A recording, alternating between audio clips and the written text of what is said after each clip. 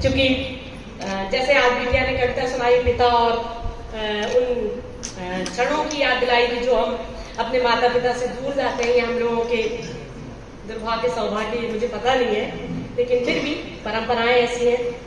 तो मैं अक्सर फूलों से बातें किया करती हूँ, पेड़ों से बातें किया करती हूँ, आदत है मेरी।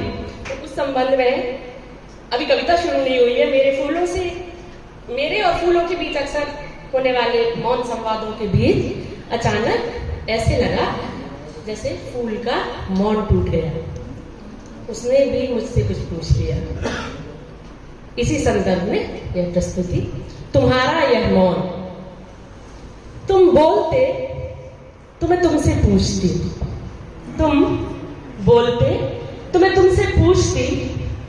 देवताओं के शीश पर चढ़ाने के पहले, देवताओं के शीश पर चढ़ाने के पहले, महंगे से कोट पर लगाने से पहले, गूंथ कर गजरा बना देने के भी पहले, महंगे से कोट पर लगाने से पहले, गूंथ कर गजरा बना देने के भी पहले तुम बोलते तो तुमसे ये जरूर पूछती, अपनी डाली से बिछड़कर तुम्हें कैसा लगता है।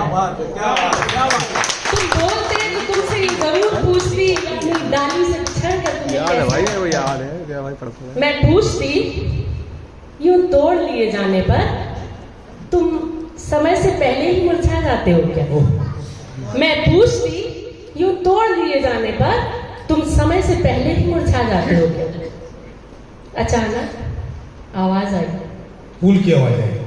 अचानक आवाज आई, तुम तो बोलती हो, तुम तो बोलती हो। चलो मैं पूछता हूं यही सारे सवाल। माता पिता भाई बहनों से बिछड़कर तुम्हें कैसा लगता है? माता पिता भाई बहनों से बिछड़कर तुम्हें कैसा लगता है? नर्सरी में रखे पौधों की तरह धरती को तरसते तुम्हारे कदमों की वो जमीन कहाँ है? नर्सरी में रखे पौधों की तरह धरती को तरसते तुम्हारे कदमों की वो जमीन कहाँ है? ये अभी अभी ताला लगाया जिस घर में, दरवाजे पर तुम्हारा नाम कहाँ लिखा है? ये अभी अभी ताला लगाया जिस घर में, दरवाजे पर तुम्हारा नाम कहाँ लिखा है?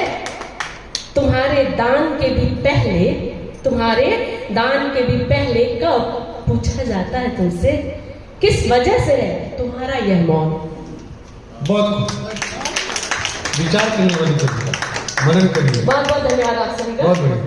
बचपन में देखा गया एक दृश्य आज भी सजीव है आंखों में, जिसमें हम खेल में जोंक पर नमक डाल दिया करते थे। लाचार, और आज भी देखती हूँ चारों तरफ लाचार और आहत लोग हैं और कुछ बंद मुट्ठियों में नमक है।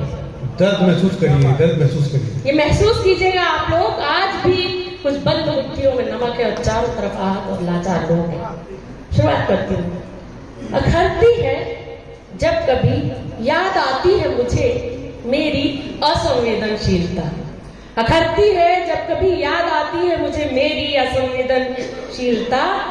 धरती से चिपकी धीमे धीमे से चलती जौंक पर चुटकी भर नमक डाल दिया करती थी।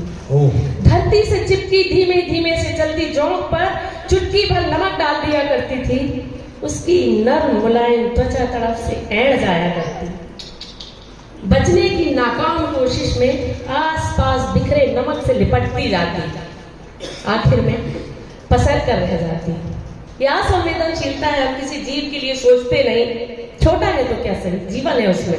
उसकी नर्म मुलायम त्वचा तड़प से ऐड़ जाया करती, बचने की नाकाम कोशिश में आसपास बिखरे नमक से लिपटती जाती, आखिर में पसर कर रह जाती। बस इतना ही कहकर कुछ पूछना है तुमसे, इतना ही कहकर कुछ पूछना है तुमसे। यही गलती कहीं तुम भी तो नहीं करते? यही गलती कहीं तुम भी तो नहीं करते? किसी कमजोर की अतिजीविता, उसके जीने की चाहत को चुटकी भर नमक की ताकत से उसके अस्तित्व को गला तो नहीं देते?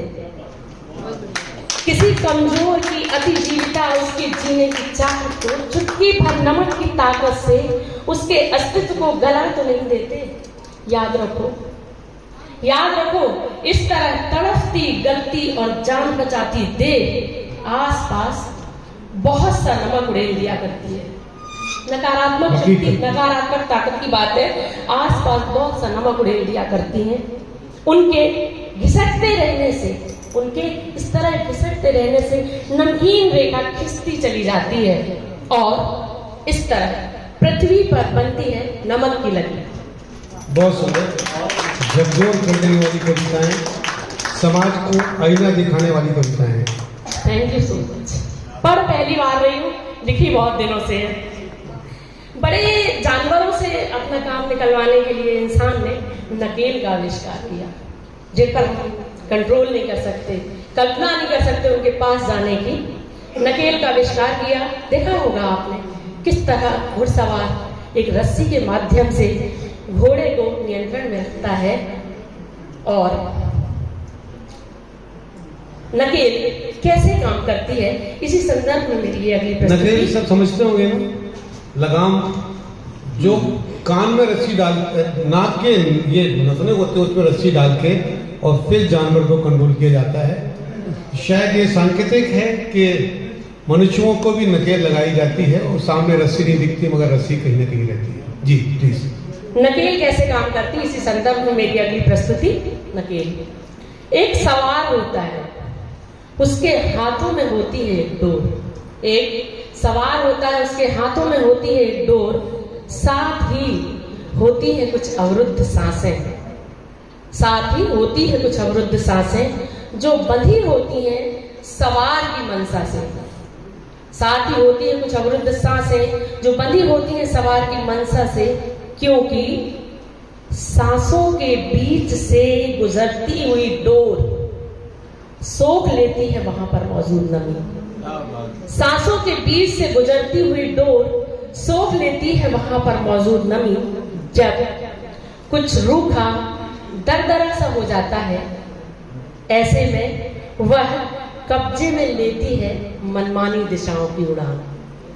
जब कुछ रूखा और दरदरा सा हो जाता है, ऐसे में कब्जे में लेती है वह मनमानी दिशाओं की उड़ान।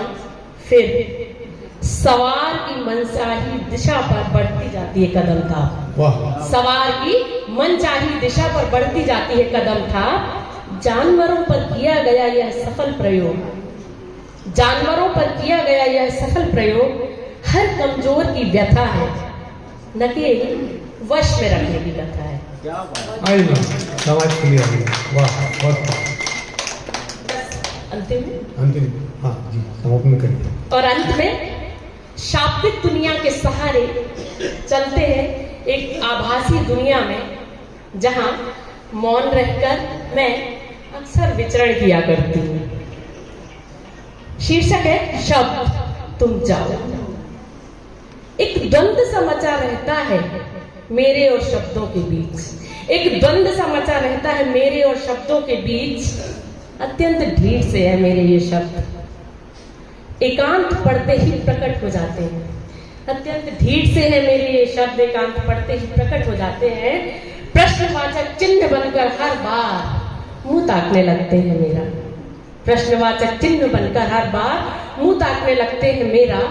चाहते हैं मैं उनको अपनी आवाज दे दूं, चाहते हैं मैं उनको अपनी आवाज दे दूं, और इस तरह वे गूंजना चाहते हैं मेरे मौन में, और इस तरह गूंजना चाहते हैं वे मेरे मौन में। दावा भी करते हैं कहे बिना कोई सुनेगा कैसे, दावा करते हैं कि कहे बिना कोई सुनेगा कैसे, मगर मैं कोई हक नहीं देना चाहती इनको, मैं कोई हक नहीं देना चाहती इनको।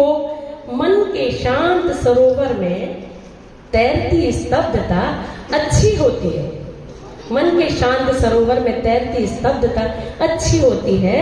और फिर शब्दों के आने से कोलाहल आता है, शब्दों के आने से कोलाहल आता है, मानो पानी में हलचल होने पर तह में जमी मिट्टी ऊपर आ गई हो, मानो पानी में हलचल होने पर तह में जमी मिट्टी ऊपर आ गई हो।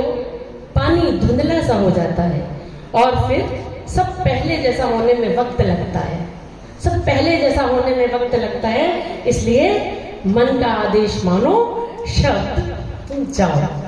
बहुत बहुत धन्यवाद सभी का। बहुत सुंदर, बहुत सुंदर। आपने उम्मीद नहीं की होगी कि इतनी गंभीर कविताएं आएंगी, और मैंने उम्मीद नहीं की थी कि इतनी गंभीरता से आप सुनेंगे।